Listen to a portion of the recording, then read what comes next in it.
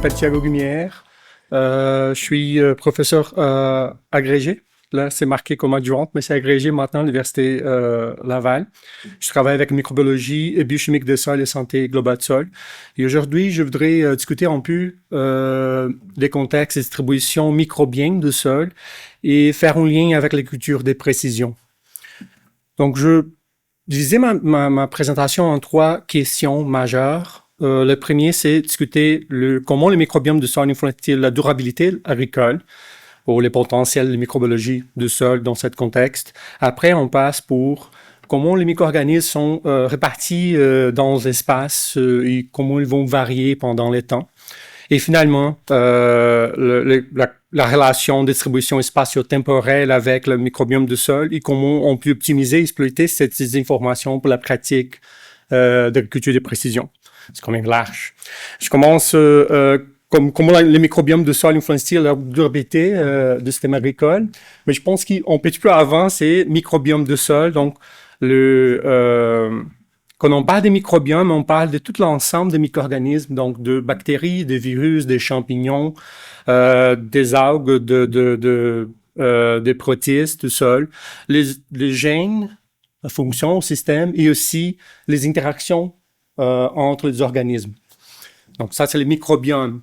Et les fonctions écosystémiques du microbiome qui c'était indiqué par Delgado, c'était de la productivité des plantes, de recyclage des nutriments, décomposition des matières organiques, dégradation des polluants, contrôle des pathogènes. Donc, c'est toutes les fonctions, je vais juste avancer un peu, toutes les fonctions que les micro-organismes toutes les fonctions que les micro-organismes peuvent avoir dans le système. Donc, si cette revue ici de Janet, c'est excellent pour avoir des informations. Donc, c'est une publication de 2023, c'est quand même récent. Et on a ici en blanc notre problématique, normalement causée pour des problèmes anthropophiques, donc notre gestion du système sol.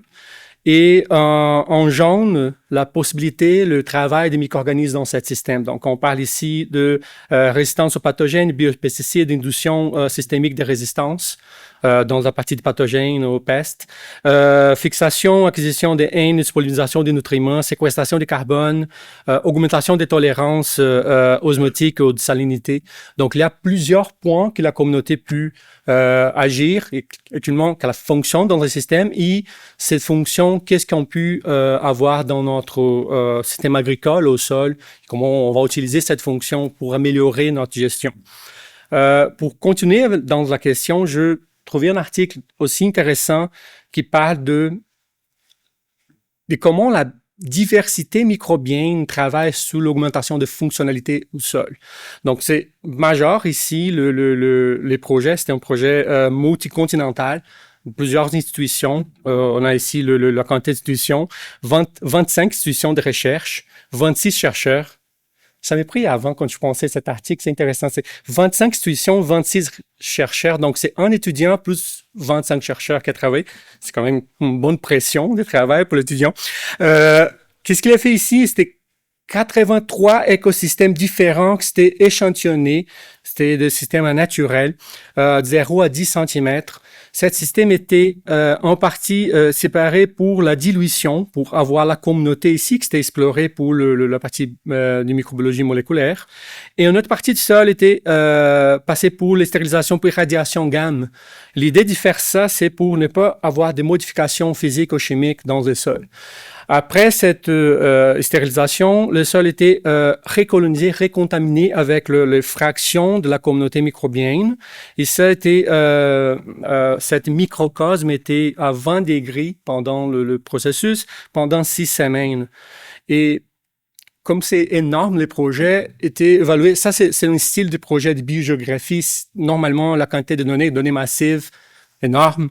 Donc ici, on a tout les résultats qui sont historiques, donc du climat que les sols proviennent, de conditions de sol et aussi des conditions de végétation, c'était multiple au moins. L'analyse de biodiversité est évaluée pour les microbiologie moléculaire, mais bactéries, champignons, des protistes, des invertébrés aussi étaient analysés toujours pour des outils biomoléculaires. Et paramètres fonction des sols, c'était aussi énorme. Je marquais ici du point. Les premiers, c'était l'abondance de phytopathogènes. C'était là l'évaluation. Et pour les gènes fonctionnels, était mesuré pour le QPCR de amplification en temps réel de 1285 gènes différents. Donc, c'est énorme, énorme.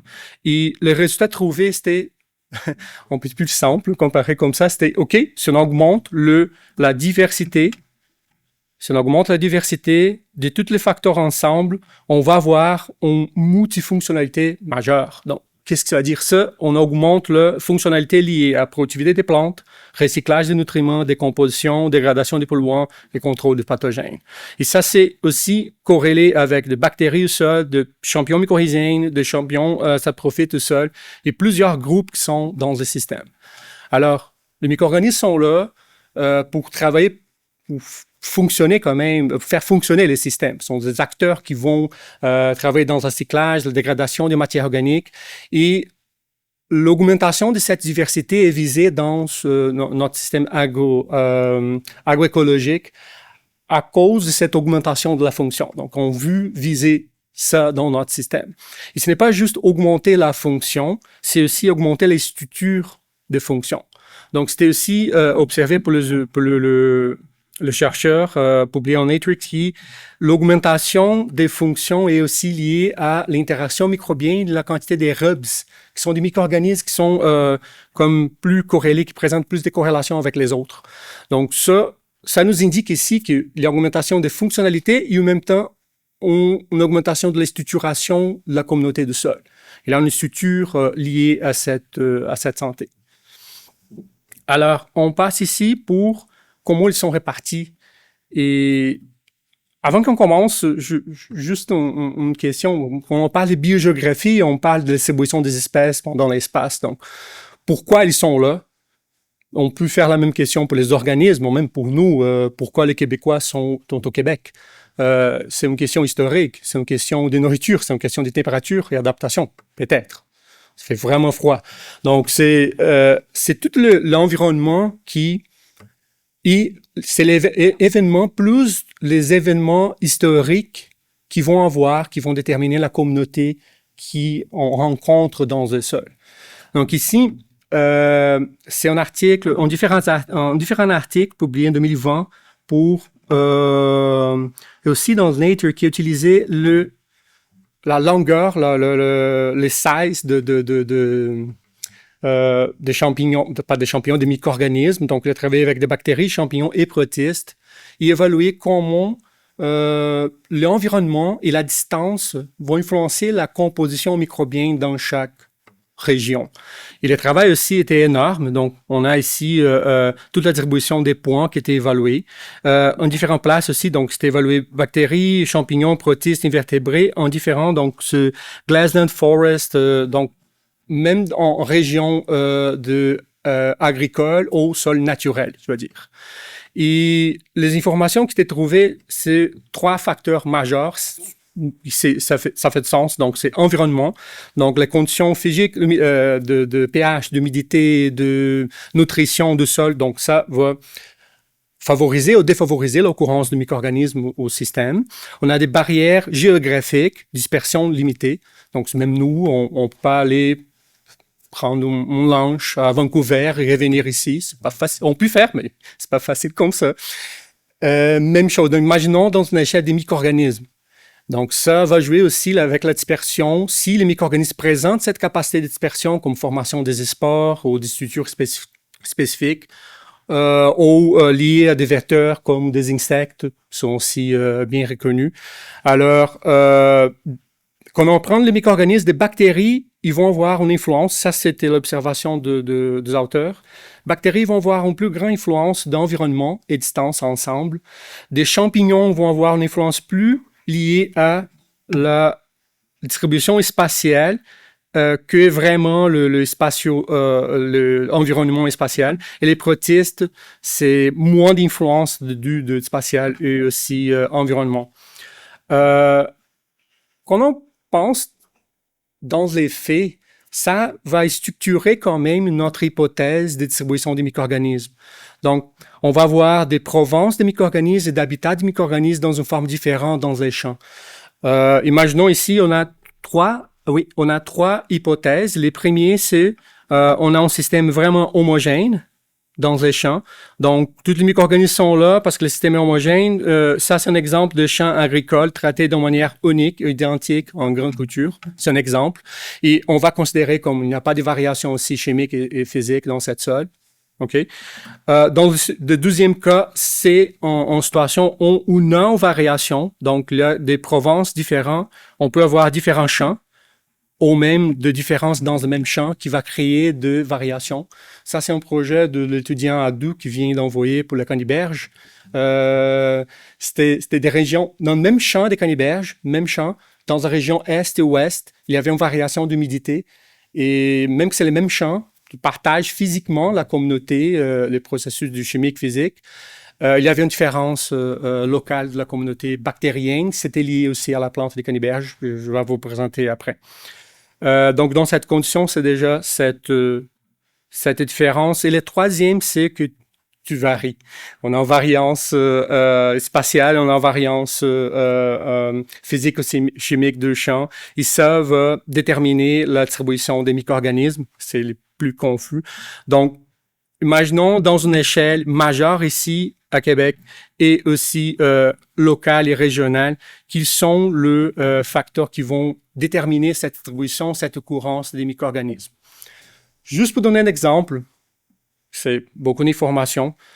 Je vous présente ici un projet que j'ai réalisé pendant ma maîtrise et doctorat au Brésil. C'est un projet après de ça. Ça, c'est juste pour donner un exemple de la production de canne à sucre au Brésil. Donc, ça, c'est la région de production et ici, la longueur de champs qui sont produits. On parle d'une production de 782 millions de tonnes de canne à sucre et on superficie des récoltes de 10 millions d'hectares. Ça, c'était en 2023. Donc, les plus grands producteurs au Brésil, c'est l'État de São Paulo. Donc, c'est une production majeure au Brésil. Je pense que c'est entre deux. Le canne à sucre, normalement, c'est entre les trois cultures plus majeures au Brésil. Soya et maïs, des grandes cultures viennent après. Ça, c'était les projets et les résultats qu'on a développés, donc la région de São Paulo ici. Et l'idée, c'était d'aller dans les champs de plantes de production de canne à sucre, de différents champs sélectionnés. On a échantillonné 500 échantillons de sol en 11 différentes régions, en 10 régions différentes actuellement. ABC, on termine ici en I. Les H étaient perdus, malheureusement. Mais on a travaillé avec des champignons mycorhiziennes. Moi, je travaillais avec les champignons mycorhiziennes et mon ami au doc a travaillé avec des bactéries Zarkia. Et des informations qu'on a trouvées importantes, c'était de... Ils ne sortent pas. Désolé, c'est difficile. Bon, je vais lire pour vous. Donc, les champignons sont contrôlés pour la distance. C'était ça qui s'était observé. Donc, on regarde ici la géographie qui contribue 51% avec l'attribution des micro-organismes. Il y a 40% qui c'était pas évalué pour des facteurs qui étaient mesurés. Donc, on a mesuré de l'environnement et des climats aussi, mais il y avait unexplained pour 40%. Alors, ça, c'est un modèle stochastique limité pour la dispersion. Donc, ça, c'est les modèles Mout-Provence microbiennes. Et pour les bactéries, c'est un peu difficile, désolé, les bactéries sont influencées par l'environnement, modèle déterministe, structuré pour les conditions locales, multiples habitats et dans une province. Et on regarde ici l'influence de la gestion et l'influence de l'environnement. Il y a ici des régions qui s'apprésentaient même 20% d'environnement déterminé la communauté bactérienne et l'auteur aussi évalué pour chaque groupe, pour chaque phylum microbien l'influence d'environnement. Et on peut avoir ici comme Cyanobactéries, 23% et Bacteroides, 14%. Donc, c'est quand même majeur, mais différents grandeurs d'influence. Oui, c'était là. Donc, pourquoi c'est ça? Et pourquoi l'idée de l'article, qu'est-ce qui va sortir avec ça? C'était l'idée de, OK, si les champignons ne sont pas là toujours, ils vont avoir une distribution, un standard de distribution, c'est qu'il y a une différente localisation de production de canne à sucre. On ne va pas peut-être avoir cette espèce, cette groupe microbien de champignons. Alors, ça ça va nous aider à localiser et peut-être faire d'application de cet micro-organisme dans le local qui manque. Un exemple direct, ça, c'est des champignons mycorhiziens arbusculaires ou des champignons mycorhiziens qui sont toujours bénéfiques au système. Bactéries, ils sont plus davantage en conditions d'environnement local. Alors, si on peut faire un exemple d'ajustement de pH, ajustement de matière organique ou quand même ajuster de fertilité du sol, on peut, des pratiques de rotation, pratiques de conservation de sol, on peut avoir et on peut faire cette groupe bactérien augmenter sa présence dans le système et commencer à avoir de fonctions qui favorisent la gestion, même la santé du sol.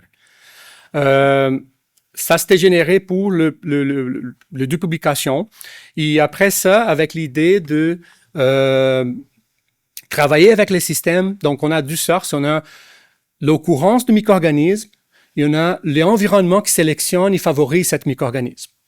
Une chose qui a manqué dans notre projet, dans mon projet de maîtrise et après même des doctorats, c'était la présence de la plante. Je ne vais pas parler encore, je parlais juste d'environnement, mais la plante présente une pression de sélection. Alors, quand je suis arrivé au Québec pour travailler avec le professeur Alain Rousseau dans le projet de Canniberge, c'était prévu de planifier cette étude de biogéographie dans le sol de Canniberge. Et à ce moment-là, on a structuré une idée qui maintenant sera continuée pour l'étudiant Adou, qui travaille dans le projet hydrologie du professeur Silvio Gumière. Et dans ce projet, notre idée, c'est d'évaluer la communauté bactérienne pendant 2 sessions, 2 stages des plantes, donc pendant la floraison et la croissance des fruits. On a sélectionné 3 régions des champs pour l'échantillonnage. Il y avait environ 250 échantillons de sol, je me rappelle bien, plusieurs champs différents, plusieurs gestions aussi. Et on a planifié on a fait déjà des séquençages et des résultats préliminaires étaient générés à ce moment-là. Alors, la chose qu'on a observée ici, c'est la pression de sélection des plantes. Donc, au début, pendant la floraison et après la croissance des fruits, on a observé une tendance des groupements. Donc, la communauté est plus similaire, indépendamment du champ ou des différences de gestion. On a une communauté plus similaire pendant la floraison qu'est dans la croissance des fruits. Cette idée ici, c'est une suggestion de recrutement pour la plante. Et qu'on a commencé à trouver, la Canniberge, elle présente une interaction intéressante avec des groupes d'ENRA, qui sont des bactéries qui vont faire la reconversion de nitrate à ammonium. Canniberge elle présente une préférence pour l'absorption d'ammonium. Ça fait de sens à cause c'est un wetland, c'est un bug. Donc, dans ce système, tous les nitrates qui est disponible, il sera passé pour la dénitrification. Il va produire peut-être de l'oxynitrose ou N2. Ça dépend du système, comment on va se passer, mais la dénitrification sera présente dans ce système. Et quand on regarde la Canniberge, on commence à voir de résultats qui nous suggèrent que la plante sélectionne des micro-organismes pour l'aider à faire la gestion d'azote, nitrogen management. C'est une stratégie de la plante de maintenir l'azote dans le système à long terme pour avoir une période d'absorption. Et une autre caractéristique qui nous suggère cette point ici, c'est que la Canniberge présente d'autres aussi stratégies, comme interaction avec des champignons mycorhiziens et auricoïdes, je pense, et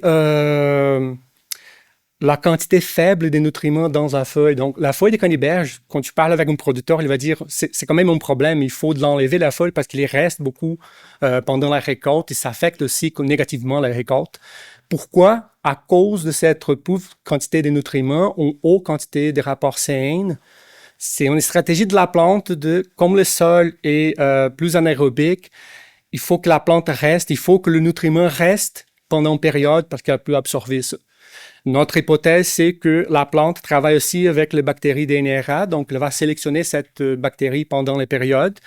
Et les résultats préliminaires commencent déjà à suggérer que pendant la floraison pour la croissance des fruits, il y a un changement métabolique de la communauté. Au début, ici, il y a plus des bactéries liées à la dégradation du carbone. Et après, il y a plus de bactéries PGPR, qui sont bactéries qui favorisent la croissance des plantes, et aussi des NRA. C'est possible aux candidats DNRA, l'Atrobacter ici, qui travaillent avec cette réduction de nitrate à ammonium. Et finalement, comment l'attribution spatiale temporelle de microbiome du sol peut optimiser des pratiques agricoles de précision.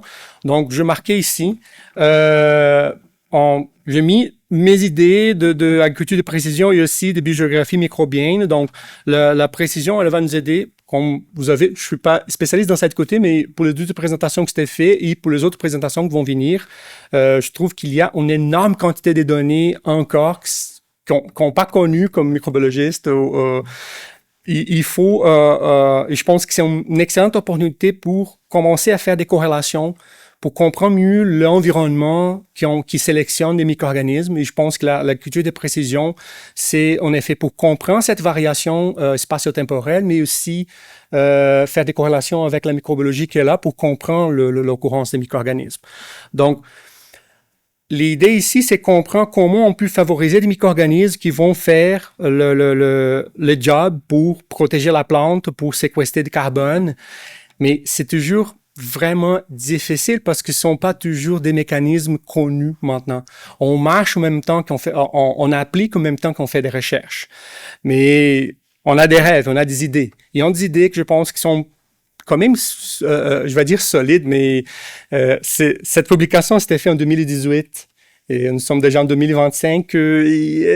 Pas proche comme je pensais que c'était ça, mais l'idée ici, c'était de faire une surveillance de la communauté du sol, pas juste de la communauté, mais de la physique, la condition du sol, biotique et abiotique, et utiliser des images aussi, des drones, pour sélectionner, identifier des plantes qui présentent des problèmes ou d'autres signaux qui sont possibles d'identifier avec des drones pour faire en surveillance dans cette variation ici.